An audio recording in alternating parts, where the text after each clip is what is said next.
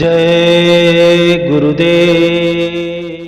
कहानी संतों की जुबानी। किसान। एक बार एक किसान परमात्मा से बड़ा नाराज हो गया। कभी बाढ़ आ जाए, कभी सूखा पड़ जाए, कभी धूप बहुत तेज हो जाए, तो कभी ओले पड़ जाएं। हर बार कुछ न कुछ कारण से उसकी फसल थोड़ी बहुत खराब हो जाया करती।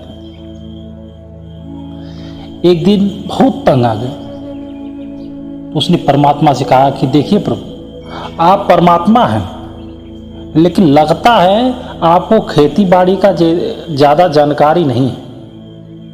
ये प्रार्थना है हमारी कि एक साल मुझे मौका दीजिए, जैसा मैं चाहूँ वैसा मौसम हो जाए, फिर आप देखना कि कैसे अन्न का भंडार कर दूंगा। परमात्मा भाव के भूखे। जब व्यक्ति भाव सहित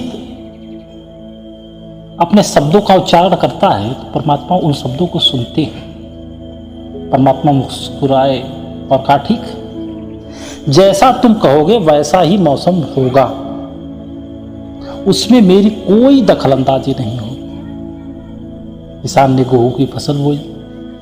जब धूप चाहा तो धूप निकली, जब पानी चाहा तो पानी, जब तेज धूप, ओले, बाढ़, आंधी, ये सब आने नहीं दिया। समय के साथ फसल बढ़ी। किसान खुश, क्योंकि फसल आज तक ऐसी नहीं हुई थी। किसान के मन में बहुत अजीब अजीब से ख्याल आ रहे थे। देखो, मैं कैसा फसल लहलहाता देख रहा हूँ, ये मेरी मर्जी थी। परमात्मा अगर अपने हिसाब से चलते तो ये चीज नहीं हो पाती। फसल काटने का समय भी आ गया।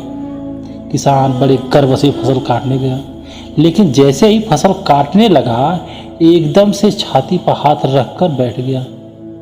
गेहूं की एक भी बाली के अंदर गेहूं नहीं था। सारी बालियों के अंदर खाली था। बड़ा दुखी होकर परमात्मा से कहने लगा, प्रभु ये क्या हुआ? तब परमात्मा बोले, ये तो होना ही था। तुमने पौधों को संघर्ष का जरा सा भी मौका नहीं दिया। न तेज धूप में उनको तपने दिया, न आंधी और ओलों से जूझने दिया। उनको किसी प्रकार की चुनौती का एहसास भी नहीं होने दिया। इसलिए सब पौधे खोखले रह गए। जब आंधी आती है, तेज बारिश होती है, ओले गिरते हैं, तब पौधे अपने बल से खड़े रहते हैं। वो अपना अस्तित्व बचाने का संघर्ष करते हैं, और इस संघर्ष से जो बल पैदा होता है वही उस शक्ति को प्रस्तुत करता है। वो उसे ऊर्जा देता है, उसकी जीवटता को उभारता है।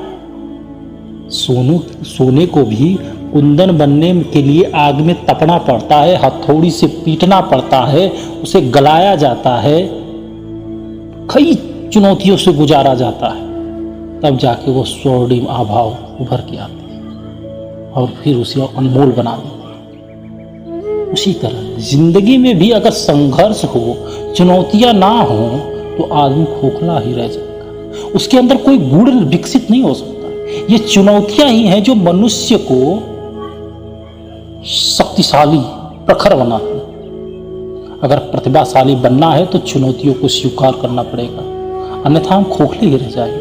अगर जिंदगी में प्रखर बनना है तो प्रभावशाली बनना है तो संघर्ष और चुनौतियों का सामना हमें करना पड़ेगा। जय गुरुदेव।